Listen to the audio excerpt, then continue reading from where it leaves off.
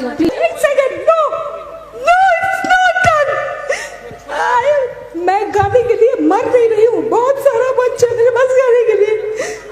No, it's not done. यहाँ के जिला प्रशासन, आपने बहुत ही गलत किया, बहुत ही गंदा एक्सपीरियंस है मेरा 10 साल बाद। यहाँ की बेटी को इस तरह से सम्मान दिया, बहुत गलत किया। इसका न्याय थावे वाली माँ करेगी, मैं बोल के जा रही हूँ। सर आप मंच में चढ़िए कि हम दूसरे को चढ़ा दें इस पे। कार्यक्रम में गई तो ना ही मुझे वहाँ पे एक गिलास पानी तक मुझे नहीं पूछा गया, दी गई। पूछा गया हालांकि आपके लिए सर्किट हाउस में हम कमरा बुक किए हैं तो आप आना चाहती हैं। तो पे मैं बैठी थी, वहाँ टेबल पे जूठा नाश्ता ग्लास पड़ा हुआ था, वो भी साफ नहीं किया गया। एक होमगार्ड का जवान तक मुझे नहीं दिया गया जो मुझे रिसीव करके मंच तक ले जाए। ऐसे उंगली दिखाया गया, ऐसे कि नीचे से भी जो ऑफिसर्स बैठे थे वो मुझे कार्यक्रम ऐसा बंद कीजिए, ऐसे उंगली दिखा के कि बुलाया गया था और यहाँ बुला के आपका अपमान किया गया था, आप मंच से रोई भी, क्या करना चाहिए?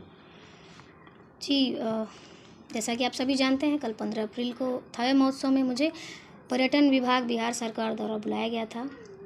मैं यहाँ पर आई, ना ही मुझे रिसीव करने के लिए कोई गाड़ी आई एयरपोर्ट। हालांकि मेरा घर गोपालगंज ज़िला में पड़ता है, हमारे फैमिली वालों ने मुझे रिसीव किया, मैं घर आई। मुझे आने के बाद ना ही मुझे ठहरने की कोई व्यवस्था दी गई। पूछा गया हालांकि आपके लिए सर्किट हाउस में हम कमरा बुक किए हैं तो आप आना चाहती हैं तो आइए। फिर जब हम जाने के लिए नेक्स्ट डे एग्री हुए तो वो भी कहा गया कि भाई यहाँ पे नेता मंत्री जी से भरा हुआ है तो आपके लिए जगह नहीं है, सर्किट हाउस खाली नहीं है।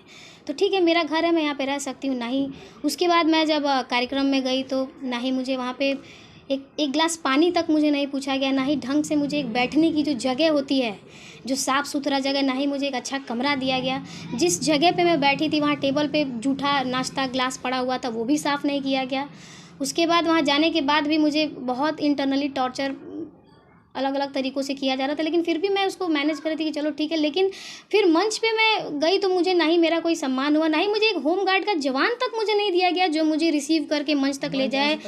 या हाँ, और मंच पे जब अनाउंस हुआ मेरा नाम कि प्रियंका सिंह को परफॉर्म करना है, तो उसके बाद थोड़ा, जैसे मेरी आदत है, हर आर्टिस्ट का एक रूल है, एक बना रहता है कि हम इस तरह से शुरुआत करेंगे। तो माइक लेने के लिए हमारे भाई साहब मंच पर गए और हुआ कि माइक आ जाएगा तो मैं जाऊंगी। तो वहाँ पे एक ऑफिसर थे, टीओ साहब, उन्होंने बोला कि आपका नाम अनाउंस हो रहा है, आप मंच में चढ़िए कि हम दूसरे को चढ़ा दें इस पे।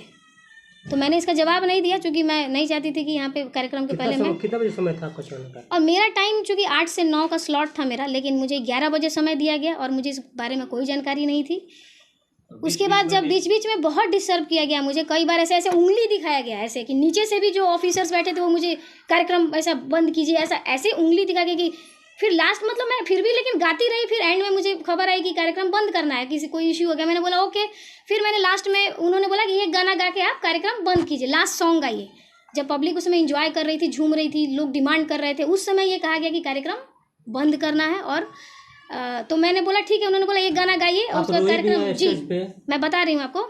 उसके बाद एक गाना, मैं मेरे वतन के लोगों, जो मैं बचपन से गोपालगंज जिले के सभी लोग जानते हैं कि उस गाने से मेरी शुरुआत है। मैंने सोचा कि मैं इस गाने से समापन करती हूँ, क्योंकि जो हमारे देश के जो सैनिक हैं जी, तो वो मैं इस ऐतिहासिक गाने को गाने के दौरान मेरा माइक छीन लिया गया। और माइक लिटरली छीन के, मैं कुछ बोलना चाहती थी, मुझे बोलने नहीं दिया गया। माइक छीन के मेरे साथ बदसलूकी की गई। मैंने बोला कि भाई मतलब मैं रो के आई हूँ कल, मैं माता के दरबार में, माई के दरबार में एक बेटी कल रो के आई है, और इसका इंसाफ तो मैं माता रानी। अगर आप फेसबुक पेज पे देख रहे हैं तो फेसबुक के फॉलो कीजिए, और अगर आप यूट्यूब चैनल पर देख रहे हैं तो यूट्यूब चैनल को सब्सक्राइब और शेयर जरूर करें। धन्यवाद।